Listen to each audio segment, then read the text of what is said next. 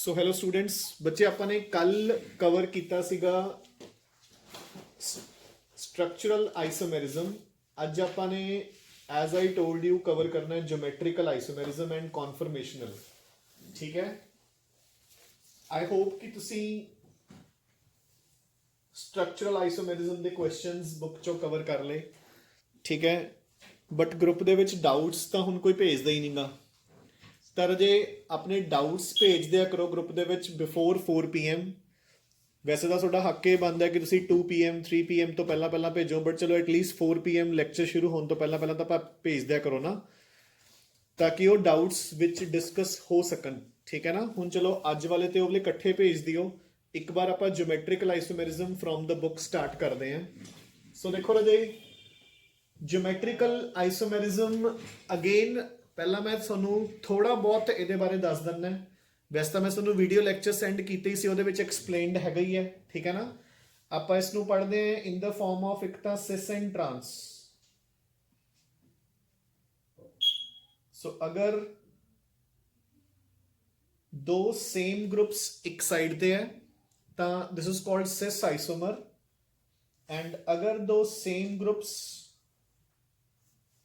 opposite sides ਤੇ ਨੇ ਤਾਂ this is called a trans isomer। ਠੀਕ ਹੈ, cis and trans done।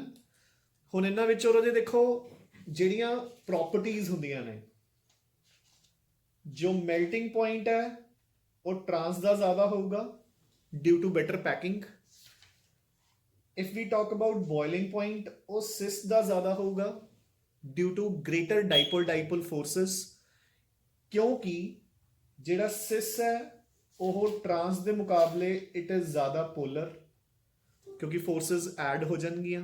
ਠੀਕ ਹੈ ਨਾ, ਮਤਲਬ ਸੌਰੀ ਡਾਈਪੋਲ ਮੂਵਮੈਂਟ ਐਡ ਹੋ ਜੂਗੀ। ਲਾਈਕ ਫੋਰ ਐਗਜ਼ਾਮਪਲ ਅਗਰ ਆਪਾਂ ਐਦਾਂ ਦਾ ਕੇਸ ਮੰਨ ਕੇ ਚੱਲੀਏ, ਦੇਖੋ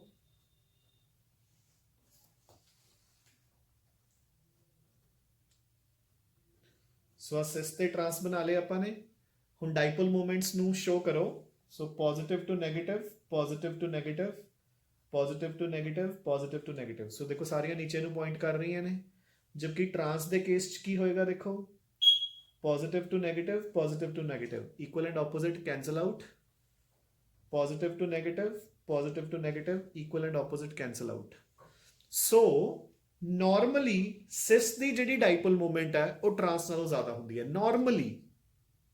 ਠੀਕ ਹੈ ਨਾ, ਨਾਟ ਆਲਵੇਜ਼।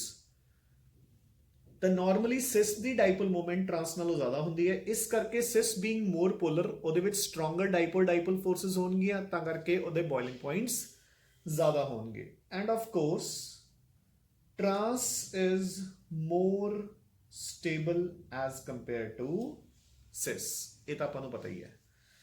ਠੀਕ ਹੈ ਨਾ। ਅੱਛਾ, ਹੁਣ ਇੱਕ ਆਪਾਂ ਕਰਦੇ ਹਾਂ ਕਿ ਅਗਰ ਚਾਰੋਂ ਦੇ ਚਾਰੋਂ ਗਰੁੱਪਸ ਹੀ ਅਲੱਗ-ਅਲੱਗ ਲੱਗੇ ਹੋਣ ਤਾਂ ਉਦੋਂ ਆਪਾਂ ਯੂਜ਼ ਕਰਦੇ ਹਾਂ ਸਿਸ ਟਰਾਂਸ ਦੀ ਬਜਾਏ EZ ਸਿਸਟਮ ਆਫ ਨੋਮਨਕਲੇਚਰ। ਠੀਕ ਹੈ ਨਾ, EZ ਸਿਸਟਮ ਆਫ ਨੋਮਨਕਲੇਚਰ ਆਪਾਂ ਉਦੋਂ ਯੂਜ਼ ਕਰਦੇ ਹਾਂ ਬੱਚੇ। ਠੀਕ ਹੈ ਨਾ। ਤਾਂ ਹੁਣ ਦੇਖੋ EZ ਸਿਸਟਮ ਆਫ ਨੋਮਨਕਲੇਚਰ 'ਚ ਕੀ ਹੋਏਗਾ, ਜਿਹੜੇ ਆ ਦੋ ਗਰੁੱਪਸ ਇੱਕ ਕਾਰਬਨ ਦੇ ਨਾਲ ਲੱਗੇ ਆ, ਆਪਾਂ ਉਹਨਾਂ ਨੂੰ ਪ੍ਰੈਫਰੈਂਸਿਸ ਦੇਵਾਂਗੇ according to their atomic number. Higher atomic number ਵਾਲੇ ਐਟਮ ਨੂੰ ਜ਼ਿਆਦਾ ਨੰਬਰ ਦੇਵਾਂਗੇ। ਸੋ ਕਲੋਰੀਨ ਤੇ ਬ੍ਰੋਮੀਨ ਚੋਂ bromine will be number 1, chlorine will be number 2। Fluorine ਤੇ ਆਇਓਡੀਨ ਚੋਂ iodine will be number 1 and fluorine will be number 2। So ਅਰਸ਼ ਕਿਹੜਾ ਆਈਸੋਮਰ ਹੈ, E ਕੇ Z? E।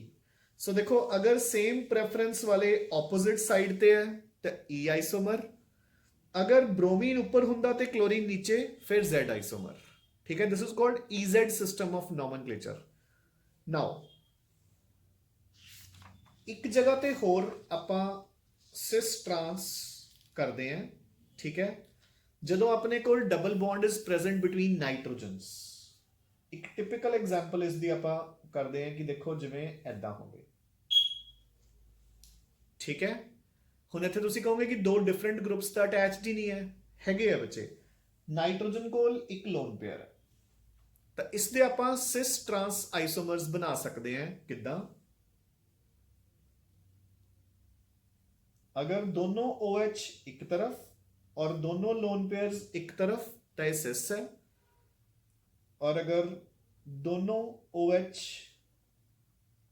ऑपोजिट ਤੇ ਦੋਨੋਂ ਲੋਨ ਪੇਅਰਸ ਆਪੋਜ਼ਿਟ ਤਾਂ ਦਿਸ ਇਜ਼ ਟਰਾਂਸ ਕਲੀਅਰ ਇਸ ਨੂੰ ਆਪਾਂ ਜੇ ਆ ਦੋਨੋਂ ਗਰੁੱਪਸ ਅਲੱਗ-ਅਲੱਗ ਹੁੰਦੇ ਨੇ ਤਾਂ ਆਪਾਂ ਇਹਨਾਂ ਨੂੰ ਸਿਨ ਐਂਡ ਐਂਟੀ ਵੀ ਬੋਲ ਦਿੰਦੇ ਆ ਤਾਂ ਸਿਸ ਨੂੰ ਆਪਾਂ ਸਿਨ ਬੋਲ ਦਿੰਦੇ ਆ ਟਰਾਂਸ ਨੂੰ ਆਪਾਂ ਐਂਟੀ ਬੋਲ ਦਿੰਦੇ ਆ ਠੀਕ ਹੈ ਨਾ ਸੋ ਹੁਣ ਆਪਾਂ ਕੁਐਸਚਨ ਸ਼ੁਰੂ ਕਰਦੇ ਆ ਸੋ ਕੁਐਸਚਨ ਨੰਬਰ 1 ਕੁਐਸਚਨ ਨੰਬਰ 1 ਦੇਖੋ topic 3 page number 271 the pair of structures given below represent चलो खैर इसका बच्चे कोई लेना देना नहीं है मतलब अपने ज्योमेट्रिकल आइसोमेरिज्म दे नाल सो फर्स्ट क्वेश्चन इज कि अपने कोल दिस इज CH2OH एंड ऐदा ठीक है सो हुण देखो options this is a chain isomer नहीं चेन्स तो दोनों सेम ही है दूसरा पोजीशन ठीक है चलो technically it is incorrect but आप इस चीज से आने हैं दोबारा अगला देखो टॉटोमेरिज्म में है नहीं मेटामेरिज्म में है नहीं ਹੁਣ ਦੇਖੋ ਇਹਨੂੰ ਆਪਾਂ ਪੋਜੀਸ਼ਨ ਆਈਸੋਮੈਰਿਜ਼ਮ ਵੀ ਵੈਸੇ ਨਹੀਂ ਰੱਖ ਸਕਦੇ ਬਟ ਯੈਸ ਆਪਾਂ ਇੱਥੇ ਪੋਜੀਸ਼ਨ ਆਈਸੋਮੈਰਿਜ਼ਮ ਹੀ ਪਿਕ ਕਰਾਂਗੇ ਕਿਉਂਕਿ ਐਲਕੋਹਲ ਦੀ ਪੋਜੀਸ਼ਨ ਇੱਥੇ ਵੀ ਨੰਬਰ 1 ਬਣ ਰਹੀ ਹੈ ਇੱਥੇ ਵੀ ਨੰਬਰ 1 ਹੀ ਬਣ ਰਹੀ ਹੈ ਬਟ ਯੈਸ ਆਪਾਂ ਇਸ ਨੂੰ ਪੋਜੀਸ਼ਨ ਆਈਸੋਮੈਰਿਜ਼ਮ ਕਿਵੇਂ ਦੇ ਦਾਂਗੇ ਕਿਉਂਕਿ ਇੱਕ ਦੇ ਵਿੱਚ ਉਹਦੀ ਪੋਜੀਸ਼ਨ ਹੈਗੀ ਹੈ ਇਨ ਦਾ ਓਪਨ ਚੇਨ ਦੂਜੇ ਦੇ ਵਿੱਚ ਉਹਦੀ ਪੋਜੀਸ਼ਨ ਹੈਗੀ ਹੈ ਇਨ ਦਾ ਬੈਂਜ਼ੀਨ ਰਿੰਗ ਜਾਂ ਕਲੋਜ਼ਡ ਚੇਨ ਠੀਕ ਹੈ ਸੋ B will be your answer question number 2 among the following complex ions the one which shows geometrical isomerism will be so देखो बच्चे हुन ਇਹ ਸਾਰੇ ਆਪਣੇ ਕੋਲ ਕੋਆਰਡੀਨੇਸ਼ਨ ਕੰਪਲੈਕਸਸ ਹੈ ਠੀਕ ਹੈ ਤਾਂ ਕੋਆਰਡੀਨੇਸ਼ਨ ਕੰਪਲੈਕਸਸ ਦੇ ਵਿੱਚ ਇਹ ਸਾਰੇ ਹੈਗੇ ਨੇ ਕੋਆਰਡੀਨੇਸ਼ਨ ਨੰਬਰ ਚਲੋ 6 ਵਾਲੇ ਵੀ ਨੇ ਤੇ 4 ਵਾਲੇ ਵੀ ਹੈ ਹੁਣ ਦੇਖੋ ਜਸਟ ਮੈਂ ਇੱਕ ਰਿਵੀਜ਼ਨ ਦੇ ਤੌਰ ਤੇ ਕਰਾ ਦਵਾਂ 4 ਵਾਲਿਆਂ ਚ ਆਪਾਂ ਨੇ ਕੀਤਾ ਸੀ ਕਿ ਅਗਰ ਆਪਣੇ ਕੋਲ ਆ ਸੀਨ ਹੈ ਚਾਰੋਂ ਲਿਗੈਂਡਸ ਸੇਮ ਹੈ ਚਲੋ ਮੈਟਲ ਐਟਮ ਦੇ ਨਾਲ 4 ਸੇਮ ਲਿਗੈਂਡਸ ਲੱਗੇ ਹੈ ਤਾਂ ਉਹ ਜਿਓਮੈਟ੍ਰਿਕਲ ਆਈਸੋਮੈਰਿਜ਼ਮ ਸ਼ੋ ਨਹੀਂ ਕਰੂਗਾ ਅਗਰ 4 ਦੀ ਬਜਾਏ 3 ਲਿਗੈਂਡ ਸੇਮ ਹੈ ਇੱਕ ਅਲੱਗ ਹੈ ਉਹ ਵੀ ਨਹੀਂ ਸ਼ੋ ਕਰੂਗਾ ਸੋ ਦੇਖੋ ਆਪਸ਼ਨ ਨੰਬਰ B ਗੇਮ ਚੋਂ ਬਾਹਰ ਹੋਗੀ ਕਿਉਂਕਿ 3 ਅਮੋਨੀਆ ਨੇ ਇੱਕ ਕਲੋਰੀਨ ਹੈ ਠੀਕ ਹੈ ਕਦੋਂ ਸ਼ੋ ਕਰਦੇ ਸੀ ਜਦੋਂ 2 ਸੇਮ ਤੇ 2 ਅਲੱਗ ਤੋਂ ਸੇਮ ਜਾਂ ਜਦੋਂ 2 ਸੇਮ ਤੇ 2 ਅਲੱਗ-ਅਲੱਗ ਇਹ ਸ਼ੋ ਕਰਦੇ ਸੀ ਤਾਂ ਇਹ ਆਪਸ਼ਨ 'ਚ ਹੈ ਨਹੀਂ ਹੁਣ ਆਪਾਂ 6 ਵਾਲਿਆਂ ਤੇ ਆ ਜਾਓ ਜਦੋਂ ਆ ਸੀਨ ਸੀ ਨਹੀਂ ਸ਼ੋ ਕਰੂਗਾ MA5B ਤੇ ਵੀ ਸ਼ੋ ਨਹੀਂ ਕਰੂਗਾ MA4B2 ਸ਼ੋ ਕਰੂਗਾ ਜਦੋਂ ਦੋਨੋਂ ਜਦੋਂ ਦੋਨੋਂ B ਗਰੁੱਪ ਹੈ ਆਪੋਜ਼ਿਟ ਹੋਣਗੇ ਤਾਂ ਟਰਾਂਸ ਨਾਲ ਹੋਣਗੇ ਤਾਂ ਸਿਸ ਜਦੋਂ MA3B3 ਹੋਊਗਾ ਉਦੋਂ ਵੀ ਸ਼ੋ ਕਰੂਗਾ ਬਸ ਉਹਦਾ ਨਾਮ ਆਪਾਂ ਨੇ ਕੀ ਰੱਖਿਆ ਸੀ ਫੇਸ਼ੀਅਲ ਐਂਡ ਮੈਰੀਡੋਨੀਅਲ ਜਿਹਨਾਂ ਨੂੰ ਆਪਾਂ ਨੇ ਕਿਹਾ ਸੀ ਮਰ ਆਈਸੋਮਰ ਐਂਡ ਫੈਕ ਆਈਸੋਮਰ ਸੋ ਫੇਸ਼ੀਅਲ ਐਂਡ ਮੈਰੀਡੋਨੀਅਲ ਠੀਕ ਹੈ ਨਾ ਫਿਰ ਆਪਾਂ ਨੇ ਕੀਤਾ ਸੀ ਕਿ ਅਗਰ ਬਾਈਡੈਂਟਡ ਲਿਗੈਂਡਸ ਹੈ ਤਾਂ ਜਿਹੜਾ ਇਦਾਂ ਦਾ ਹੋਊਗਾ ਉਹ ਵੀ ਸ਼ੋ ਕਰੂਗਾ ਠੀਕ ਹੈ ਸੋ ਹੁਣ ਆਪਣੇ ਕੋਲ ऑप्शन नंबर A ठीक है 4 वाटर्स है सो देखो सपोज आ 4 वाटर्स है जो दोनों क्लोरीन्स इत्थे लगियां ने तो ट्रांस और अगर आपने यही सिस बनाना है तो मेटल की बजाय कौन है क्रोमियम इत्थे क्लोरीन लगा दो इत्थे क्लोरीन बाकी 4 पोजीशंस ते वाटर ये बन गया सिस So second the answer will be A. Done? हाँ जी. Come to the next question now.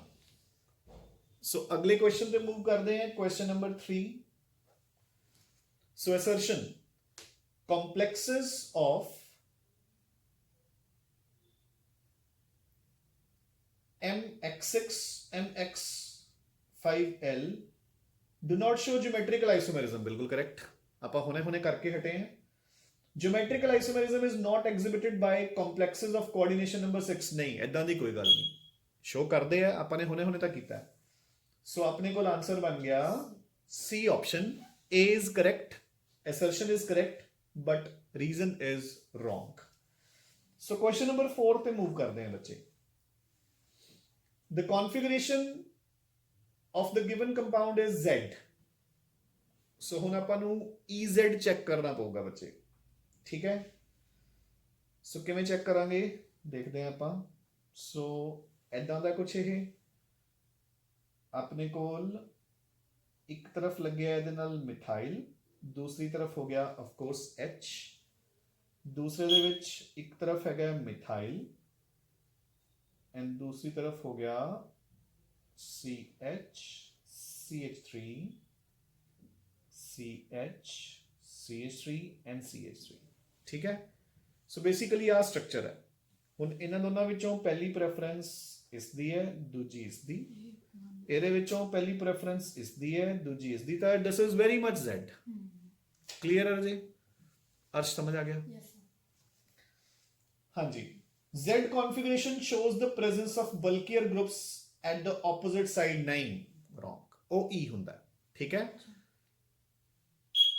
ਹਾਂ ਉਹਨਾਂ ਨੇ ਕੀ ਕਿਹਾ ਕਿ Z configuration ਦੇ ਵਿੱਚ bulkier groups opposite side ਤੇ ਹੁੰਦੇ ਨੇ ਜਦਕਿ bulkier groups same side ਤੇ ਨਾ ਰਜੇ ਠੀਕ ਹੈ so again answer will be C assertion is correct and reason is wrong done question number 5 geometrical isomerism is not possible in 2,4 hexadiene so ਹੁਣ ਆਪਾਂ ਨੂੰ ਇਹ ਚੈੱਕ ਕਰਨੀਆਂ ਪੈਣਗੀਆਂ ਬੱਚੇ ਦੇਖੋ so 1 2 3 4 5 6 2,4 2 and 4 CH3 CH CH CH CH and CH3 ਸੋ ਇਹ double bond ਹੈ ਇਹਦੇ ਨਾਲ ਦੋ ਅਲੱਗ-ਅਲੱਗ ਇਧਰ ਤਾਂ ਪੋਸੀਬਲ ਹੈਗਾ ਠੀਕ ਹੈ so very much possible double bond ਵਾਲੇ ਜਿਹੜੇ ਕਾਰਬਨਸ ਆ ਉਹਨਾਂ ਦੇ ਨਾਲ ਦੋ ਅਲੱਗ-ਅਲੱਗ ਗਰੁੱਪਸ ਲੱਗੇ ਹੋਏ ਆ ਠੀਕ ਹੈ coming on to C part but 2ene ਇਹ ਤਾਂ ਟਿਪੀਕਲ ਐਗਜ਼ਾਮਪਲ ਹੀ ਹੈ ਹਨਾ 1 2 3 4 done so but 2ene is a typical example ਜਿੱਥੋਂ ਆਪਣੀ ਸਟਾਰਟਿੰਗ ਹੁੰਦੀ ਹੈ ਬੈਂਜ਼ੋਫਿਨੋਨ ਆਕਸਾਈਨ ਦੇਖੋ ਉਹਦੇ ਬੈਂਜ਼ੋਫਿਨੋਨ ਆਕਸਾਈਨ ਦਾ ਮਤਲਬ ਕੀ ਹੈ ਚਲੋ ਆਪਾਂ ਡੀ ਪਹਿਲਾਂ ਡੀ ਕਰ ਲੈਂਦੇ ਆ 1,2 ਡਾਈਕਲੋਰੋਈਥੀਨ ਚਲੋ ਇਹ ਵੀ ਹੋ ਗਿਆ 1,2 ਡਾਈਕਲੋਰੋਈਥੀਨ ਇਹ ਵੀ ਸ਼ੋ ਕਰੂਗਾ ਸੋ ਆਨਸਰ ਤਾਂ ਨਿਕਲ ਹੀ ਆਇਆ ਕਿ ਬੀ ਹੈ ਹੁਣ ਪਹਿਲਾਂ ਬੈਂਜ਼ੋਫਿਨੋਨ ਆਕਸਾਈਨ ਕੀ ਹੁੰਦਾ ਹੈ ਸੋ ਦੇਖੋ ਰਾਜੇ ਦਿਸ ਇਜ਼ ਬੈਂਜ਼ੋਫਿਨੋਨ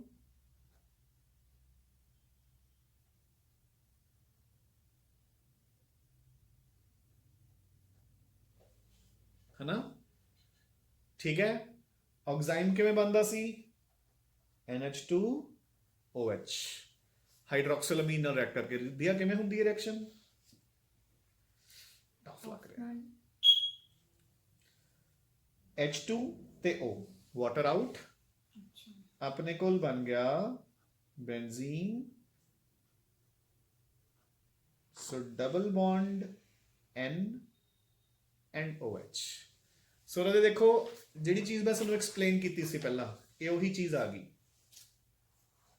N ਦੇ ਨਾਲ ਇੱਕ OH ਹੈ ਤੇ ਇੱਕ ਲੋਨ ਪੇਅਰ ਸੋ ਦੇਖੋ N ਦੇ ਨਾਲ ਡਬਲ ਬੌਂਡ ਕਿਹਦੇ ਵਿਚਕਾਰ ਹੈ ਇੱਕ ਕਾਰਬਨ ਤੇ ਨਾਈਟ੍ਰੋਜਨ ਸੋ ਨਾਈਟ੍ਰੋਜਨ ਤਾਂ ਆਪਣੀ ਕੰਡੀਸ਼ਨ ਸੈਟੀਸਫਾਈ ਕਰ ਰਿਹਾ ਹੈ ਜਦਕਿ ਕਾਰਬਨ ਨਹੀਂ ਕਰ ਰਿਹਾ ਦੋਨੋਂ ਗਰੁੱਪ ਸੇਮ ਹੋ ਗਏ ਸੋ ਬੈਂਜ਼ੋਫਿਨੋਨ ਆਕਸਾਈਨ will not show geometrical isomerism ठीक है सो क्वेश्चन नंबर 6 तुसी इजीली कर सकते हो cis and trans isomers are represented by so मतलब अपन ने देखना है सो इसका आंसर पे आई है ब्यूट-2ene है ना बाकी सारियां 1enes ने तो पहले कार्बन के ऊपर CH2 होगा समझ गए ना जिथे भी 1ene है वो तो आइसोमेरिज्म शो कर ही नहीं सकता ठीक है ना आ देखो ਜਿੱਥੇ ਵੀ 1ene ਹੋਊਗਾ ਤਾਂ ਆਵਲੇ ਕਾਰਬਨ ਦੇ ਨਾਲ ਤਾਂ ਦੋ ਹਾਈਡਰੋਜਨਸ ਹੋਣਗੀਆਂ ਸੋ 7th question of course B option double bond ਠੀਕ ਹੈ 8th which of the following exhibits geometrical isomerism so structure बनाना है ਚੈੱਕ ਕਰਨਾ ਹੈ ਕਿ ਜਿਹੜਾ ਡਬਲੀ ਬੌਂਡਡ ਕਾਰਬਨ ਹੈ ਉਹਦੇ ਨਾਲ ਦੋ ਅਲੱਗ-ਅਲੱਗ ਗਰੁੱਪਸ ਲੱਗੇ ਹੋਏ ਹੈ ਜਾਂ ਨਹੀਂ ਲੱਗੇ ਹੋਏ।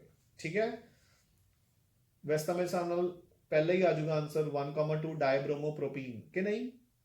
1,2 ਡਾਇਬ੍ਰੋਮੋਪ੍ਰੋਪੀਨ ਆ ਜਾਣਾ ਚਾਹੀਦਾ। ਨਹੀਂ ਦੇਖਦੇ ਹਾਂ, ਨਹੀਂ ਦੇਖਣਾ ਨਹੀਂ ਨਾ ਹੈਗਾ, ਦੇਖ ਕੇ ਪਤਾ ਚੱਲੂ। ਅੱਛਾ ਲਿਖ ਕੇ, ਓਕੇ 1,2 ਡਾਇਬ੍ਰੋਮੋਪ੍ਰੋਪੀਨ ਇਹੀ ਹੋਊਗਾ ਰਾਜੇ। ਓਕੇ ਠੀਕ ਹੈ, ਸੋ ਆਨਸਰ ਇਜ਼ ਕਲੀਅਰ। ਇੱਥੇ ਆਪਣਾ ਦੇਖੋ, ਆਪਾਂ ਕਹਿੰਦੇ ਕਿ ਜਦੋਂ 1 ਹੁੰਦਾ ਉਦੋਂ ਕਿਉਂ ਨਹੀਂ ਹੁੰਦਾ, ਕਿਉਂਕਿ ਇੱਥੇ CH2 ਆ ਜਾਂਦਾ। ਜਦੋਂ ਤੁਸੀਂ ਇੱਕ ਸਬਸਟੀਟੂਐਂਟ ਲਗਾਤਾ ਤਾਂ ਉਹ ਕੰਡੀਸ਼ਨ ਖਤਮ। ਠੀਕ ਹੈ, question number 9, among the following the oxime which shows geometrical isomerism। ਦੇਖੋ ਰਦੇ ਹੁਣ ਆਪਾਂ oxime ਵਾਲਾ ਕੁਐਸਚਨ ਕਰ ਚੁੱਕੇ,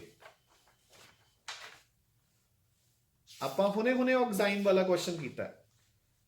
ਆ oxime ਬਣਿਆ ਆਪਣੇ ਕੋਲ, ਤਾਂ ਆਪਾਂ ਨੇ ਬਸ ਇਹੀ ਚੈੱਕ ਕਰਨਾ ਹੈ ਕਿ ਆਪਣੇ ਆਪਸ਼ਨ ਦੇ ਵਿੱਚ ਦੇਖੋ ਆਹ ਪਾਰਟ ਜਿਹੜਾ oxime ਵਾਲਾ ਪਾਰਟ ਹੈ ਇਹ ਤਾਂ ਸ਼ੋ ਕਰ ਹੀ ਰਿਹਾ ਕੰਡੀਸ਼ਨ।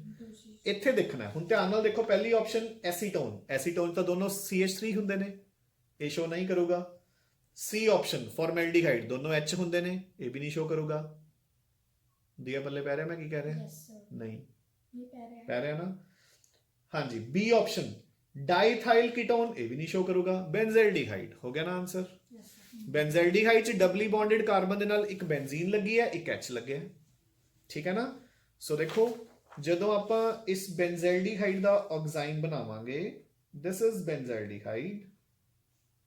ਠੀਕ ਹੈ, ਉਹ ਚਲਾ ਜਾਊਗਾ, ਇੱਥੇ ਆ ਜਾਊਗਾ N ਐਂਡ OH, ਸੋ ਇੱਕ ਬੈਂਜ਼ੀਨ ਇੱਕ H ਐਂਡ ਆਨਸਰ ਹੋ ਗਿਆ। ठीक है राजे, come on to question number 10, the number of isomers for the compound with the molecular formula is। ਹੁਣ ਦੇਖੋ ਰਾਜੇ, so question number 10, ਹੁਣ ਜਿਹੜਾ ਇਦਾਂ ਦਾ ਕੁਐਸਚਨ ਹੈ ਮੈਂ ਤੁਹਾਨੂੰ ਕੱਲ ਵੀ ਕਹਿ ਚੁੱਕਿਆ ਕਿ ਨੰਬਰ ਆਫ ਆਈਸੋਮਰਸ ਦਾ ਕੁਐਸਚਨ ਇੱਕ ਅੱਧਾ ਪੇਪਰ 'ਚ ਮਸਾ ਆਊਗਾ, ਉਹਨੂੰ ਇੱਕ ਵਾਰ ਆਪਾਂ ਲੀਵ ਆਊਟ ਕਰ ਸਕਦੇ ਹੁੰਦੇ ਆ, ਤਾਂ ਉਹਨੂੰ ਐਂਡ ਤੇ ਅਟੈਂਪਟ ਕਰਿਆ ਕਰੋ। ਜਿਵੇਂ ਹੁਣ ਇਹੀ ਕੁਐਸਚਨ ਲਗਾ ਲਓ, ਮੈਂ ਤੁਹਾਨੂੰ ਜਸਟ ਐਕਸਪਲੇਨ ਕਰਦਾ। C2BrClFi ਮਤਲਬ ਦੋ ਕਾਰਬਨਸ ਦੇ ਨਾਲ ਚਾਰੋਂ ਅਲੱਗ-ਅਲੱਗ ਗਰੁੱਪਸ ਲੱਗੇ ਆ। ਸੋ ਦੇਖੋ C2BrClFi ਇਹ ਬਣ ਗਿਆ। ਠੀਕ ਹੈ, ਹੁਣ ਦੇਖੋ ਤੁਸੀਂ ਬ੍ਰੋਮੀਨ ਦੀ ਪੋਜੀਸ਼ਨ ਫਿਕਸ ਕਰ ਦਿਓ। ਠੀਕ ਹੈ, ਸੋ ਦੇਖੋ ਸਭ ਤੋਂ ਈਜ਼ੀ ਵੇ, Br ਸਾਰਿਆਂ ਨੂੰ ਆਈ ਰੋਟੇਟ ਕਰੀ ਚੱਲੋ, I ਇਹ ਇੱਧਰ ਆ ਗਿਆ, Cl ਇੱਧਰ ਚਲਾ ਗਿਆ, F ਇੱਧਰ ਆ ਗਿਆ। ਠੀਕ ਹੈ, Br F I Cl, ਸੋ ਦਿਆ ਕਿੰਨੇ ਆਈਸੋਮਰ ਬਣੇ? 3। ਹੁਣ ਇਹ 3 ਕਿਹੜੇ ਬਣ ਗਏ? ਚਾਹੇ Z ਚਾਹੇ E, 3 ਹੀ ਇਹਨਾਂ ਦੇ ਉਲਟੇ ਬਣ ਜਾਣਗੇ। ਸੋ ਟੋਟਲ 6 ਆਈਸੋਮਰਸ। ਸਮਝ ਗਏ ਕਿ ਨਹੀਂ? 3 ਤਾਂ ਇਹ ਬਣ ਹੀ ਗਏ, 3 ਆਪਣੇ ਕੋਲ। ਅਗਰ ਇਹ ਸਾਰੇ ਸਪੋਜ਼ Z ਨੇ ਤਾਂ ਇਹਨਾਂ ਦੇ E ਵੀ ਬਣਨਗੇ। ਠੀਕ ਹੈ, ਜਿੱਦਾਂ ਕਿ ਹੁਣ ਆਪਾਂ ਪਹਿਲਾ ਐਗਜ਼ਾਮਪਲ ਲੈ ਕੇ ਚੱਲੋ, Br ਤੇ Cl ਚੋਂ ਨੰਬਰ 1 ਨੰਬਰ 2, ਨੰਬਰ 1 ਨੰਬਰ 2 ਇਹ Z ਬਣ ਗਿਆ ਨਾ, ਇਹਦਾ ਇੱਕ E ਵੀ ਹੋਊਗਾ। ਇੱਧਰ ਇਹ ਨੰਬਰ 1 ਇਹ ਨੰਬਰ 2, ਇਹ ਨੰਬਰ 1 ਇਹ ਨੰਬਰ 2, ਸੋ ਅਗੇਨ Z। ਇੱਧਰ ਨੰਬਰ 1 ਨੰਬਰ 2 ਨੰਬਰ 1 ਨੰਬਰ 2 ਇਹ E ਹੋ ਗਿਆ, ਤਾਂ ਇਸ ਦਾ Z। ਠੀਕ ਹੈ, so in total there will be 6 isomers। clear? ਹਾਂਜੀ ਰਾਜੇ, question number 11, which of the following can exhibit geometrical isomerism? ਕਰ ਲਓਗੇ ਹੁਣ ਇਹ? ਠੀਕ ਹੈ, question number 13, which of the following will not show geometrical isomerism? ਫਟਾਫਟ ਦੱਸ ਦਿਓ ਮੈਨੂੰ ਇੱਕਦਮ ਦੇਖ ਕੇ।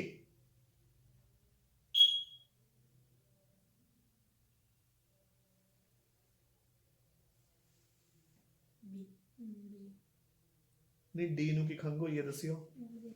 ਐਸੀਟੋਨ ਦਾ ਆਕਸਾਈਨ ਹੈ ਉਹ, 2 CH3 ਲੱਗੇ ਤਾਂ ਹੈ ਕਾਰਬਨ ਦੇ ਨਾਲ।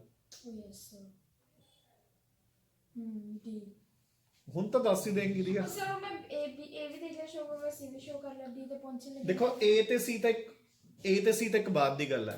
B ਚਲੋ ਆਪਾਂ ਬਣਾ ਕੇ ਦੇਖਣਾ ਪਊਗਾ। D ਤਾਂ ਕਲੀਅਰ ਹੀ ਪਿਆ ਰਜੇ ਕਿ ਡਬਲੀ ਬੌਂਡਡ ਕਾਰਬਨ ਦੇ ਨਾਲ ਦੋ ਮਿਥਾਈਲਸ ਲੱਗੇ ਹੋਏ ਆ। ਠੀਕ ਹੈ, ਮਤਲਬ ਜਿਹੜੀ ਚੀਜ਼ ਨੂੰ ਆਪਾਂ ਨੂੰ ਦੇਖਣਾ ਕਰਨਾ ਪਊਗਾ ਉਹ ਤੇ ਬਾਅਦ ਚ ਆਇਆ ਕਰੋ। ਜਿਹੜੀ ਚੀਜ਼ ਆਪਾਂ ਨੂੰ ਦਿਖ ਰਹੀ ਆ ਉਹ ਦੇਖੋ ਨਾ ਪਹਿਲਾਂ। ਕਿ ਸਰ ਉਹੀ ਤਾਂ ਪ੍ਰੋਬਲਮ ਹੈ, ਨਹੀਂ ਦਿਖੀ ਕੀ ਯਾਰ। ਚਲੋ ਕੁਐਸਚਨ ਨੰਬਰ 14 ਹੋ ਜਾਊਗਾ। यस सर ਉਹ ਤਾਂ ਤੁਸੀਂ ਉੱਪਰਲਾ ਵੀ ਕੀਤਾ ਸੀ, 13ਵਾਂ ਵੀ। ਸੇਮ ਬੱਚੇ ਨੈਕਸਟ ਹੈ which will exhibit geometrical isomerism। ਠੀਕ ਹੈ, ਸੋ ਅਗਲੇ ਕੁਝ ਕੁਐਸਚਨਸ ਹੋ ਸਕਦੇ ਨੇ। Come on to question number 18। boiling points of cis are higher than trans। Correct ਹੈ ਨਾ? ਆਪਾਂ ਹੁਣੇ ਕੀਤਾ ਹੈ। ਕੀ ਰੀਜ਼ਨ ਸੀਗਾ ਦਿਆ ਇਹਦਾ? वो dipole dipole moments of cis are higher than trans, so बिल्कुल correct, reason भी correct। ठीक है, so A answer। so 19th again total isomers है, ਤੁਸੀਂ ਚੈੱਕ ਕਰ ਸਕਦੇ ਹੋ। ਉਸ ਤੋਂ ਬਾਅਦ most stable geometrical isomerism among the following is। most stable ਦੇਖੋ ਰਦੇ ਹੁਣ ਪਹਿਲਾਂ ਤਾਂ ਇਹਨਾਂ ਵਿੱਚ ਜਿੰਨੇ ਵੀ cis ਹੈ ਉਹਨਾਂ ਨੂੰ ਨਿਗਲੈਕਟ ਕਰ ਦਿਓ। ਠੀਕ ਹੈ,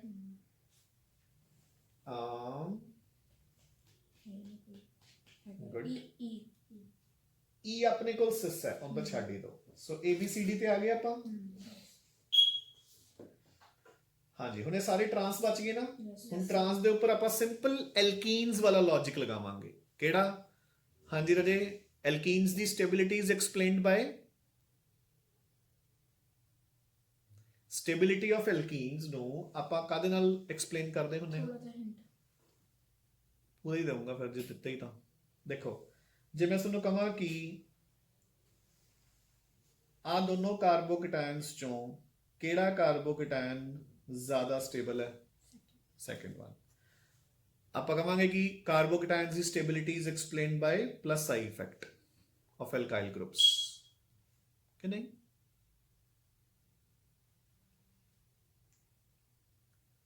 ਇਲੈਕਟ੍ਰੋਨ ਪੁਸ਼ਿੰਗ ਇਫੈਕਟ ਹੈ ਇਹਨਾਂ ਦਾ, plus I effect. Yes sir ਹੁਣ ਤਾਂ ਤੁਸੀਂ ਆਏ ਕਿਤੇ ਜਿਵੇਂ ਪਤਾ ਨਹੀਂ ਮੈਂ ਐਡਾ ਕਿੱਡਾ ਰੌਕਟ ਚਲਾਤਾ। आ गया समझ आ गया। ਅੱਛਾ ਧਿਆਨ ਚ ਆ ਗਿਆ, ਸ਼ੁਕਰ ਹੈ। ਆਮੀਨ, ਹੈਨਾ? ਠੀਕ ਹੈ ਨਾ। ਆਪਾਂ ਕਹਾਂਗੇ ਕਿ ਸਟੇਬਿਲਿਟੀ ਆਫ, ਮੈਂ ਤਾਂ ਜਿਹੜੀ ਐਗਜ਼ਾਮਪਲ ਦਿੰਦਾ ਉਹ ਐਗਜ਼ਾਮਪਲ ਵੀ ਤੁਹਾਨੂੰ ਆਉਂਦੀ ਹੁੰਦੀ। stability of carbocations is explained with the help of plus I effect of alkyl groups। ਤਾਈਓ ਆਪਾਂ ਕਹਿੰਦੇ ਆ ਕਿ tertiary more stable than secondary, more stable than primary। ਠੀਕ ਹੈ, ਹੁਣ ਦੇਖੋ ਐਂਡ ਦੇਖੋ ਆ ਤਿੰਨ ਉਹ ਹੁੰਦੇ ਨੇ, ਧਿਆਨ ਨਾਲ ਸੁਣੋ।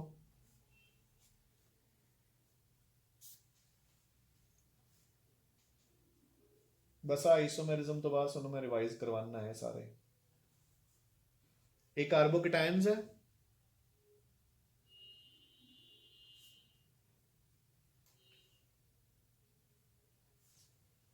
ਇਹ carb anions, and similarly you have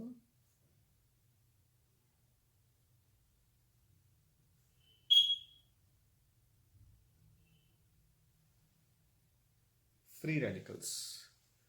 ਇੱਥੇ stability order is ਐਦਾਂ, ਇੱਥੇ stability order is of course ਉਲਟਾ ਹੋ ਜਾਊਗਾ। ਇੱਥੇ ਕੀ ਹੁੰਦਾ ਹੈ? tertiary greatest, and stability of free radicals is explained by, so this is due to a term known as hyperconjugation। ठीक है, ਤੇ hyperconjugation ਕੀ ਕਹਿੰਦੀ ਹੈ? Hyperconjugation says more is the number of alpha hydrogen atoms, more is the number of hyperconjugative structures formed, and so more will be the stability। so ਇੱਥੇ 3 ਹਾਈਡਰੋਜਨਸ ਨੇ, ਇੱਥੇ 6 ਔਰ ਇੱਥੇ 9। ਤੇ ਇੱਕ ਗੱਲ ਯਾਦ ਰੱਖਣੀ ਹੈ ਅੱਜ ਤੋਂ ਬਾਅਦ, ਜੇ ਸਾਨੂੰ ਆਂਦਾ ਹੈ ਕਿ tertiary free radicals are more stable than secondary ਜਾਂ secondary are more stable than primary ਜਾਂ stability of sorry carbocations is explained by ਤਾਂ ਨੋ ਡਾਊਟ ਇੱਕ ਰੀਜ਼ਨ ਹੈਗੀ ਹੈ plus I effect of alkyl groups, ਦੂਸਰੀ ਹੈਗੀ ਹੈ ਇੱਥੇ ਵੀ ਹਾਈਪਰ ਕੌਨਜੂਗੇਸ਼ਨ ਲੱਗਦੀ ਹੈ ਬਟ ਵੀਕ ਜੀ। ਹੁਣ ਸੁਣੋ, ਹਾਈਪਰ ਕੌਨਜੂਗੇਸ਼ਨ ਆਰਗੈਨਿਕ ਦੇ ਵਿੱਚ ਦੋ ਚੀਜ਼ਾਂ ਦੀ ਸਟੇਬਿਲਿਟੀ ਨੂੰ ਐਕਸਪਲੇਨ ਕਰਨ ਦੇ ਕੰਮ ਆਉਂਦੀ ਹੈ। ਇੱਕ ਤਾਂ ਆਫ ਕੋਰਸ ਫ੍ਰੀ ਰੈਡੀਕਲਸ ਤੇ ਦੂਸਰਾ ਜੋ ਆਪਾਂ ਪੜ ਰਹੇ ਹਾਂ ਐਲਕੀਨਸ। ਔਰ ਇसी ਕਾਰਨ ਜੇ ਸਪੋਜ਼ ਤੁਹਾਨੂੰ ਕਿਹਾ ਜਾਵੇ ਕਿ ਦੱਸੋ ਪ੍ਰੋਪੀਨ ਜ਼ਿਆਦਾ ਸਟੇਬਲ ਹੈ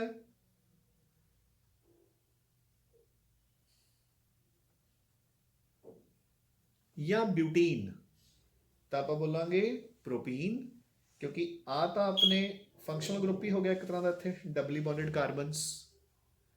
ਠੀਕ ਹੈ, ਤਾਂ ਇੱਥੇ ਨੰਬਰ ਆਫ ਐਲਫਾ ਹਾਈਡਰੋਜਨਸ ਕਿੰਨੇ ਹੈ 2 ਔਰ ਇੱਥੇ ਕਿੰਨੇ ਹੈ 3। The stability of alkenes is explained with the help of hyperconjugation. ठीक है, ਹੁਣ ਦੇਖੋ ਰਜੇ, ਸੋ ਡਬਲੀ ਬੌਂਡਡ ਕਾਰਬਨਸ ਦੇ ਉੱਪਰ ਜਿਹੜੇ ਨਾਲ ਵਾਲੇ ਕਾਰਬਨ ਨੇ ਉਹਨਾਂ ਕੋਲ ਅਲਫਾ ਹਾਈਡਰੋਜਨ ਚੈੱਕ ਕਰੋ। A ਦੇ ਵਿੱਚ ਕਿੰਨੇ ਨੇ 2 ਉੱਪਰ 2 ਨੀਚੇ 4, B ਦੇ ਵਿੱਚ ਕਿੰਨੇ ਨੇ ਅਗੇਨ 4। ਕਿਵੇਂ ਸਰ ਰਜੇ ਆ ਜਿਹੜਾ ਡਬਲੀ ਬੌਂਡਡ ਕਾਰਬਨਸ ਨੇ, ਸੋ ਦੇਖੋ ਮੈਂ ਚੈੱਕ ਕਰਦਾ। ਸੋ ਦੇਖੋ ਰਜੇ A ਆਪਸ਼ਨ ਇਜ਼ ਕੁਝ ਐਦਾਂ,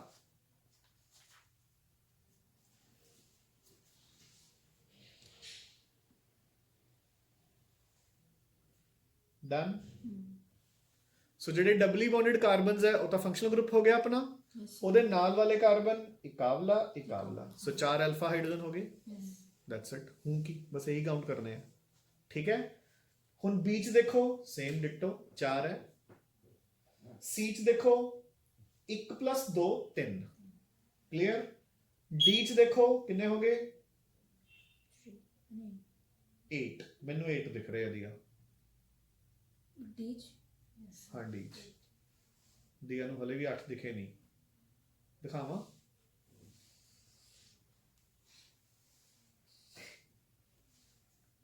ਪੂਰਾ ਦੇਖ ਇੱਧਰ। ਸੋ ਡਬਲੀ ਬੌਂਡਡ ਕਾਰਬਨ ਦੇ ਨਾਲ ਵਾਲੇ ਕਾਰਬਨਸ, ਠੀਕ ਹੈ। ਸੋ D will be your most stable alkene। ਠੀਕ ਹੈ ਰਾਜੇ, ਇਹ ਧਿਆਨ ਚ ਰੱਖਣਾ, ਠੀਕ ਹੈ ਨਾ। ਹਾਂਜੀ, ਹੁਣ ਦੇਖੋ ਦੇਖੋ ਰਾਜੇ, ਮਤਲਬ ਦੇਖੋ ਨਾ, ਆਪਾਂ ਕਹਿੰਦੇ ਨਹੀਂ ਪਹਿਲਾਂ ਇੱਧਰ ਦੇਖੋ, ਆ ਇੱਕ ਚੀਜ਼ ਹੈ, ਮੈਂ ਤੁਹਾਨੂੰ ਮਾੜਾ ਜਿਹਾ ਰਿਵਾਈਜ਼ ਕਰਵਾਉਣਾ ਹੈ, ਤੁਹਾਨੂੰ ਆਪ ਨੂੰ ਧਿਆਨ ਚ ਆਊਗਾ। +2 ਚ ਵੀ ਤੁਸੀਂ ਪੜਿਆ ਹੋਇਆ। ਆ ਇੱਕ ਐਲਕੀਨ ਹੈ, ਇਹਨੂੰ ਦੇਖ ਕੇ ਕੁਝ ਯਾਦ ਆਉਂਦਾ? ਇਹ 80% ਪ੍ਰੋਡਕਟ, ਇਹ 20%। ਸੇਡਜ਼ੈਵਸ ਰੂਲ। ਸੇਡਜ਼ੈਵਸ ਰੂਲ ਕੀ ਕਹਿੰਦਾ ਹੁੰਦਾ ਹੈ ਕਿ ਡਬਲੀ ਬੌਂਡਡ ਕਾਰਬਨ ਦੇ ਉੱਪਰ ਜ਼ਿਆਦਾ ਐਲਕਾਈਲ ਗਰੁੱਪਸ, ਤਾਂ ਜਿੰਨੇ ਐਲਕਾਈਲ ਗਰੁੱਪਸ ਹੋਣਗੇ ਉਨੇ ਹੀ ਅਲਫਾ ਹਾਈਡਰੋਜਨ ਜ਼ਿਆਦਾ ਹੋਣਗੇ। ਡਨ, ਠੀਕ ਹੈ। ਹਾਂਜੀ, ਨਾਓ which of the following alkenes does not exhibit geometrical isomerism? ਸੋ ਇੱਥੇ ਤਾਂ ਆਨਸਰ ਹੀ ਕਲੀਅਰ ਹੈ B, ਕਿਉਂਕਿ ਪ੍ਰੋਪੀਨ ਦੇ ਆਈਸੋਮਰਸ ਬਣ ਹੀ ਨਹੀਂ ਸਕਦੇ। ਇੱਧਰ ਦੇਖੋ ਆਪਣੇ ਕੋਲ 3 ਹੀ ਕਾਰਬਨਸ ਹੈ, ਜਿੱਥੇ ਵੀ ਡਬਲ ਬੌਂਡ ਲਗਾਓਗੇ ਉਹ ਪਹਿਲਾ ਕਾਰਬਨ ਬਣੂਗਾ, ਤਾਂ ਉਹਦੇ ਕੋਲ 2 ਕੀ ਹੋਣਗੇ ਹਾਈਡਰੋਜਨਸ। ਕਲੀਅਰ। ਸੋ ਹੁਣ ਤੁਸੀਂ ਇਹ ਰਿਮੇਨਿੰਗ ਪਾਰਟ ਕਰ ਸਕਦੇ ਹੋ। ਠੀਕ ਹੈ, ਸੋ ਜਿਓਮੈਟ੍ਰੀਕਲ ਆਈਸੋਮੈਰਿਜ਼ਮ ਦੇ ਬਾਕੀ ਦੇ ਮੈਂ ਤੁਹਾਨੂੰ 20 ਕੁਐਸਚਨਸ ਤੱਕ ਤਾਂ ਕਰਾ ਹੀ ਦਿੱਤੇ, ਤਾਂ 33 ਟੋਟਲ ਹੈ, ਇਹ ਤੁਸੀਂ ਖੁਦ ਮੈਨੇਜ ਕਰਨੇ ਹੈ। Now you need to come to conformational isomerism. ਹੁਣ ਮੈਨੂੰ ਪਹਿਲਾਂ ਇਹ ਦੱਸੋ ਕਿ ਤੁਸੀਂ ਕਨਫਰਮੇਸ਼ਨਲ ਆਈਸੋਮੈਰਿਜ਼ਮ ਪੜ੍ਹ ਕੇ ਆਏ ਹੋ? ਲੈਕਚਰ ਸੁਣ ਲਿਆ? ਤਾਂ ਆਪਾਂ ਕਿਉਂ ਨਹੀਂ ਕੀਤਾ ਦੀਆ?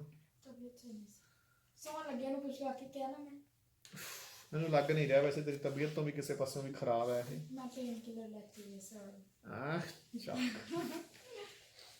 ਚਲੋ, ਸੋ ਕਨਫਰਮੇਸ਼ਨਸ। ਸੋ ਦੇਖੋ ਰਦੇ, अपने पास question number 1 says with respect to the conformers of ethane which of the following are true? Conformations पता ना अपने को ethane दियां देखो ਆਪਾਂ ਇੱਕ ਕਾਰਬਨ ਨੂੰ ਦੇਖ ਰਹੇ ਹਾਂ ਉਹਦੇ ਨਾਲ 3 ਹਾਈਡਰੋਜਨਸ ਲੱਗੀਆਂ ਠੀਕ ਹੈ ਆ ਦੂਸਰਾ ਕਾਰਬਨ ਇਹਦੇ ਪਿਛਲੇ ਪਾਸੇ ਆ ਜਿਹੜੀਆਂ 3 ਹਾਈਡਰੋਜਨਸ ਐਕਲਿਪਸ ਹੋ ਗਈਆਂ ਸੋ ਦਿਸ ਇਜ਼ ਕਾਲਡ ਐਕਲਿਪਸਡ ਔਰ ਇੱਕ ਕਨਫਰਮੇਸ਼ਨ ਹੁੰਦੀ ਹੈ ਸਟੈਗਰਡ ਦੋਨਾਂ ਵਿੱਚੋਂ ਅਰਸ਼ ਕਿਹੜੀ ਜ਼ਿਆਦਾ ਸਟੇਬਲ ਹੁੰਦੀ ਹੈ ਸਟੈਗਰਡ ਕਿਉਂਕਿ ਮੈਕਸਿਮਮ ਦੂਰੀ ਤੇ ਹੈ ਇਲੈਕਟ੍ਰॉन्स ਹਾਂਜੀ number 1 bond angle remains the same but bond length changes नहीं bond angle कित्थों remains the same bond angle the change ਹੋਏਗਾ ਹੀ ਹੋਏਗਾ bond angle changes but bond length remains the same bond length भी same नहीं रह सकती रजे क्योंकि repulsions ਦੇ attractions ਦੇ ਵਿੱਚ ਫਰਕ ਪਏਗਾ ਆਪਸ ਵਿੱਚ ਇਹਨਾਂ ਦਾ bond angle ਕਿੰਨਾ ਬਦਲਦਾ ਹੁੰਦਾ ਹੈ ਯਾਦ ਹੈ ਨਾ 60 ਡਿਗਰੀ ਇੱਥੋਂ ਤੋਂ ਇੱਥੇ ਤੱਕ ਜਾਣ ਲਈ ਇਹਨੂੰ 60 ਡਿਗਰੀ ਤੇ ਰੋਟੇਟ ਹੋਣਾ ਪੈਂਦਾ ਅਗਰ ਇਹਦੇ ਵਿੱਚ ਰਿਪਲਸ਼ਨਸ ਜ਼ਿਆਦਾ ਨੇ ਤਾਂ ਦੂਰ ਹੋ ਜਾਣਗੇ ਤਾਂ ਬੌਂਡ ਲੈਂਥ ਵੱਧ ਜੂਗੀ ਥਰਡ ਬੌਂਡ ਐਂਗਲ ਬੌਂਡ ਨਹੀਂ ਇੱਕ minute both bond angle and bond length change Yes. conformers ठीक है नहीं उल्टा कर रहे हैं both bond angle and bond length remain the same with respect to conformers of ethane ਹੁਣ 1 ਮਿੰਟ ਰੁਕ ਜਾਓ ਸੋ ਦੇਖੋ ਰਦੇ ਆਪਣੇ ਕੋਲ ਆ ਚੀਜ਼ ਹੈ ਨਹੀਂ ਠੀਕ ਹੈ ਰਦੇ ਉਲਟਾ ਕਰ ਰਹੇ ਹਾਂ ਆਪਾਂ ਹਾਂ ਜੇ ਆਪਣੇ ਕੋਲ ਬੌਂਡ ਲੈਂਥ ਚੇਂਜ ਹੋ ਜੂਗੀ ਫਿਰ ਤਾਂ ਸਟੇਬਿਲਿਟੀ ਉੱਥੇ ਹੀ ਪਹੁੰਚ ਜੂਗੀ ਨਾ ਰਦੇ ਫਿਰ ਤਾਂ ਸਟੇਬਲ ਹੀ ਹੋ ਜੂਗਾ ਆਨਸਰ ਕੀ ਹੈ 1 ਮਿੰਟ ਡੀ ਹਾਂ ਸੇਮ ਹੀ ਆਊਗਾ ਸੋ ਦੇਖੋ ਰਦੇ ਜਿਹੜਾ ਬੌਂਡ ਲੈਂਥ ਹੈ ਉਹ ਆਪਾਂ ਵਿਦ ਰਿਸਪੈਕਟ ਟੂ ਆਪਾਂ ਰੋਟੇਸ਼ਨ ਨਹੀਂ ਨਾ ਦੇਖ ਰਹੇ ਆਪਸ ਦਾ ਜਿਹੜਾ ਬੌਂਡ ਲੈਂਥ ਹੈ ਉਹ ਤਾਂ ਉਨਾ ਹੀ ਰਹੂਗਾ ਨਾ bond angle sp3 hybridised 109 degree 28 minute angle ਉਹ ਤਾਂ ਚਾਹੇ ਇਥੇਨ ਆਵਲੀ ਹੈ ਚਾਹੇ ਏਵਲੀ ਹੈ ਠੀਕ ਹੈ ਜਿੱਦ ਤੱਕ ਰਹਿ ਗਿਆ ਬੌਂਡ ਲੈਂਥ ਦਾ ਸਵਾਲ bond length carbon carbon bond length ਦੀ ਗੱਲ ਹੋ ਰਹੀ ਹੈ ਤਾਂ ਕਾਰਬਨ ਕਾਰਬਨ ਬੌਂਡ ਲੈਂਥ ਤਾਂ ਉਨੀ ਹੀ ਰਹੂਗੀ ਠੀਕ ਹੈ ਨਾ ਐਂਡ ਮੋਰ ਓਵਰ ਜੇ ਹਾਈਡਰੋਜਨ ਦੀਆਂ ਰਿਪਲਸ਼ਨਸ ਕਰਕੇ ਬੌਂਡ ਲੈਂਥ ਮਤਲਬ ਐਕਸੀਡ ਹੋਗੀ ਮਤਲਬ ਜ਼ਿਆਦਾ ਹੋਗੀ ਤਾਂ ਫਿਰ ਤਾਂ ਜੋ ਸਟੇਬਿਲਿਟੀ ਉੱਥੇ ਹੀ ਆ ਜੂਗੀ ਠੀਕ ਹੈ ਨਾ ਸੋ ਬੌਂਡ ਲੈਂਥ ਤੇ ਬੌਂਡ ਐਂਗਲ ਬੋਥ ਰਿਮੇਨਸ ਦਾ ਸੇਮ ਠੀਕ ਹੈ ਹਾਂਜੀ ਮੈਚ ਦ ਫੋਲੋਇੰਗ ਅਲੱਗ-ਅਲੱਗ ਆਈਸੋਮਰਸ ਨੇ ਹੁਣ ਅੱਜ ਦੀ ਤਰੀਕ ਵਿੱਚ ਇਹ ਤੁਸੀਂ ਕਰ ਸਕਦੇ ਹੋ Yes, sir. ਠੀਕ ਹੈ third which of the following is most energetic conformation of cyclohexane Chair. ਤਾਂ ਆਪਾਂ ਨਹੀਂ ਰਦੇ ਆਪਾਂ ਥਿਊਰੀ ਦੇ ਵਿੱਚ ਬੋਟ ਤੇ ਚੇਅਰ ਕਰਦੇ ਹੁੰਦੇ ਆ ਤੇ ਬੋਟ ਤੇ ਚੇਅਰ ਨਾ ਥੋੜੀ ਜਿਹਾ ਮਤਲਬ ਉਹਦੇ ਵਿੱਚੋਂ ਵੀ ਤੁਹਾਡਾ ਆਨਸਰ ਵੈਸੇ ਗਲਤ ਹੈ ਕਿਉਂਕਿ ਬੋਟ ਤੇ ਚੇਅਰ ਚੋਂ ਜ਼ਿਆਦਾ ਸਟੇਬਲ ਹੁੰਦੀ ਹੈ ਚੇਅਰ ਤਾਂ ਉਹਦੀ એનર્ਜੀ ਹੁੰਦੀ ਹੈ ਘੱਟ ਜੀ ਕੁਛ ਨਹੀਂ ਮੋਸਟ એનર્ਜੈਟਿਕ ਪੁੱਛਿਆ ਨਾ ਆਪਾਂ ਨੂੰ ਠੀਕ ਹੈ ਨਾ Stability is ਤੇ ਜਿਹੜੀ ਸਟੇਬਿਲਿਟੀ ਹੁੰਦੀ ਹੈ ਉਹ ਆਪਣੀ inversely proportional ਹਾਂ to energy. ਬੋਟ ਦੀ ਘੱਟ ਹੁੰਦੀ ਹੈ ਤਾਂ ਇਹਨਾਂ ਦੋਨਾਂ ਚੋਂ ਬੋਟ ਦੀ ਜ਼ਿਆਦਾ ਹੋਊਗੀ ਬਟ ਚਲੋ ਇਹ ਕਨਫਰਮੇਸ਼ਨ ਤੁਹਾਨੂੰ ਕਰਵਾਉਣੀਆਂ ਪੈਣੀਆਂ ਇਹਨਾਂ ਨੇ ਆਪਸ਼ਨਸ ਦੇ ਵਿੱਚ ਆਪਾਂ ਨੂੰ ਹਾਫ ਚੇਅਰ ਤੇ ਟਵਿਸਟਡ ਬੋਟ ਵੀ ਦਿੱਤੀ ਹੈ ਤਾਂ ਜਿਹੜੀ ਹਾਫ ਚੇਅਰ ਹੁੰਦੀ ਹੈ ਉਹਦੀ ਸਟੇਬਿਲਿਟੀ ਬੋਟ ਤੋਂ ਵੀ ਘੱਟ ਹੁੰਦੀ ਹੈ ਠੀਕ ਹੈ ਨਾ ਤਾਂ ਆਨਸਰ ਇੱਥੇ ਡੀ ਆਏਗਾ ਠੀਕ ਹੈ which of the following compounds exhibit rotamers ਆਪਾਂ ਇਹਨਾਂ ਨੂੰ rotational isomers ਵੀ ਬੋਲ ਦਿੰਦੇ ਹਾਂ ਠੀਕ ਹੈ ਨਾ ਤਾਂ of course butane is your answer ਠੀਕ ਹੈ fifth the most stable conformation of n-butane is so ਦਿਖ ਰਿਹਾ ਆਪਾਂ ਨੂੰ ਜਿੱਥੇ ਦੋਨੋਂ ਸਾਰੇ ਦੇ ਸਾਰੇ ਹਾਈਡਰੋਜਨਸ ਆਪੋਜ਼ਿਟ ਦੋਨੋਂ ਦੇ ਦੋਨੋਂ ਮਿਥਾਈਲਸ ਵੀ ਆਪੋਜ਼ਿਟ ਕਲੀਅਰ ठीक है at room temperature the eclipsed and staggered forms cannot be isolated बताइए तो ठीक है ना क्योंकि एनर्जी गैप ਇਹਨਾਂ ਦੇ ਵਿੱਚ ਬਹੁਤ ਘੱਟ ਹੈ 12.5 ਕਿਲੋ ਜੂਲਸ ਓਨਲੀ ਤਾਂ ਕਰਕੇ ਲਗਾਤਾਰ ਇੱਕ ਦੂਸਰੇ ਦੇ ਵਿੱਚ ਇੰਟਰਚੇਂਜ ਹੁੰਦੀਆਂ ਰਹਿੰਦੀਆਂ ਇਸ ਕਰਕੇ ਆਪਾਂ ਇਹਨਾਂ ਨੂੰ ਆਈਸੋਲੇਟ ਨਹੀਂ ਕਰ ਸਕਦੇ ਹੁਣ ਤੁਸੀਂ ਕਹੋਗੇ ਕਿ ਆਪਾਂ ਇਹਨਾਂ ਨੂੰ ਆਈਸੋਲੇਟ ਕਿਵੇਂ ਕਰ ਸਕਦੇ ਹਾਂ at very very very low temperatures the most stable conformation of n-butane is ਕਿਹੜੀ ਹੁੰਦੀ ਹੈ? ਆਪਾਂ ਇਹਨੂੰ ਐਂਟੀ ਬੋਲ ਦਿੰਦੇ ਹੁੰਦੇ ਆ ਨਾ ਇਹਦੇ ਕੇਸ 'ਚ, ਹੈ ਨਾ? least stable conformation of cyclohexane is ਨਹੀਂ ਰਜੇ, ਟਵਿਸਟਡ ਬੋਰਡ ਥੋੜੀ ਹੈ। ਇਹਨਾਂ ਦੇ ਵਿੱਚੋਂ ਕਿਹੜੀ ਆਊਗਾ ਆਨਸਰ? ਇਹ ਤਾਂ ਤੁਹਾਨੂੰ ਕਰਵਾਉਣੇ ਪੈਣਗੇ ਕਿਉਂਕਿ ਚੇਅਰ ਤੇ ਬੋਰਡ ਹੀ ਪਤਾ ਆਪਾਂ ਨੂੰ ਤਾਂ। 8 ਦਾ ਆਨਸਰ ਡੀ ਦੇਖੋ, ਪਲੇਨਰ ਹੈਕਸਾਗਨ, ਇਹ ਆਪਾਂ ਕਰ ਲਾਂਗੇ, ਠੀਕ ਹੈ ਨਾ? ਅਗਲਾ ਫੇਰ ਦੇਖੋ ਇਹਦੇ ਬੇਸ ਤੇ ਹੀ ਹੈ, ਠੀਕ ਹੈ? ਚਲੋ ਬਾਕੀ ਦੀਆਂ ਤੁਸੀਂ ਕੰਪਲੀਟ ਕਰ ਲਓ, ਠੀਕ ਹੈ ਨਾ? ਮਤਲਬ ਇਹ ਜਿਹੜਾ ਆਪਣਾ ਚੇਅਰ ਬੋਰਡ ਵਾਲੇ ਨੇ ਇਹ ਆਪਾਂ ਕੱਲ ਕਰ ਲਾਂਗੇ, ਠੀਕ ਹੈ ਨਾ? ਸੋ ਹੁਣ ਤੁਸੀਂ ਘਰ ਜਾ ਕੇ ਸਿਰਫ ਇਹ ਵਾਲੇ ਕੁਐਸਚਨਸ ਨੂੰ ਛੱਡ ਕੇ, ਮਤਲਬ ਆ ਚੇਅਰ ਬੋਰਡ ਵਾਲਿਆਂ ਨੂੰ ਕਨਫਰਮੇਸ਼ਨਲ ਤੇ ਜਿਓਮੈਟ੍ਰੀਕਲ ਆਈਸੋਮੈਰਿਜ਼ਮ ਸਾਰਾ ਕੰਪਲੀਟ ਕਰ ਲਓ, ਠੀਕ ਹੈ? ਤੇ ਰਜੇ ਤੁਸੀਂ ਵੀ ਤੇ ਜਿਹੜੇ ਬੱਚੇ ਆਨਲਾਈਨ ਵੀ ਕਰਦੇ ਆ, ਜੇ ਕਰਦੇ ਆ ਤਾਂ ਆਪਦੇ ਡਾਊਟਸ ਪਹਿਲਾਂ ਭੇਜ ਦਿਆ ਕਰੋ, ਠੀਕ ਹੈ ਨਾ? ਤਾਂ ਕਿ ਆਪਾਂ ਪਹਿਲਾਂ ਡਾਊਟਸ ਕਰਕੇ ਫਿਰ ਅੱਗੇ ਮੂਵ ਕਰਿਆ ਕਰੀਏ, ਠੀਕ ਹੈ ਰਜੇ? ਨਹੀਂ ਤਾਂ ਜਿਹੜੇ ਇੱਕ ਦੋ ਬੱਚੇ ਤੁਸੀਂ ਆਉਂਦੇ ਹੋ ਬਸ ਸਿਰਫ ਤੁਹਾਡੇ ਡਾਊਟਸ ਕਲੀਅਰ ਹੋਣਗੇ, ਬਾਕੀਆਂ ਤਾਂ ਰਹੀ ਜਾਣਗੇ, ਠੀਕ ਹੈ ਨਾ? ਜੇ ਉਹ ਕਰਦੇ ਹੋਏ ਤਾਂ ਚਲੋ ਠੀਕ ਹੈ ਰਜੇ। ਸੋ ਕਨਫਰਮੇਸ਼ਨਲ ਤੇ ਜਿਓਮੈਟ੍ਰੀਕਲ ਆਈਸੋਮੈਰਿਜ਼ਮ ਕਰੋ। ਹੁਣ ਦੇਖੋ ਕੱਲ ਨਾਲੇ ਤਾਂ ਆਪਾਂ ਇਹਨਾਂ ਤਿੰਨੋਂ ਪਾਰਟਸ ਦੇ ਡਾਊਟਸ ਕਰਨੇ ਆ, ਉਸ ਤੋਂ ਬਾਅਦ ਚੇਅਰ ਬੋਰਡ ਦੀਆਂ ਟਾਈਪਸ ਕਰਨੀਆਂ, ਮਤਲਬ ਸਾਈਕਲੋਹੈਕਸੇਨ ਦੀਆਂ, ਫਿਰ ਉਸ ਤੋਂ ਬਾਅਦ ਆਪਾਂ ਸਟੀਰੀਓਕੈਮਿਸਟਰੀ ਜਸਟ ਹਲਕੀ ਜੀ ਰਿਵਾਈਜ਼ ਕਰਾਂਗੇ ਆਪਟੀਕਲ ਆਈਸੋਮੈਰਿਜ਼ਮ ਦੇ ਕੁਐਸਚਨ ਕਰਨ ਤੋਂ ਪਹਿਲਾਂ, ਠੀਕ ਹੈ? Thank you.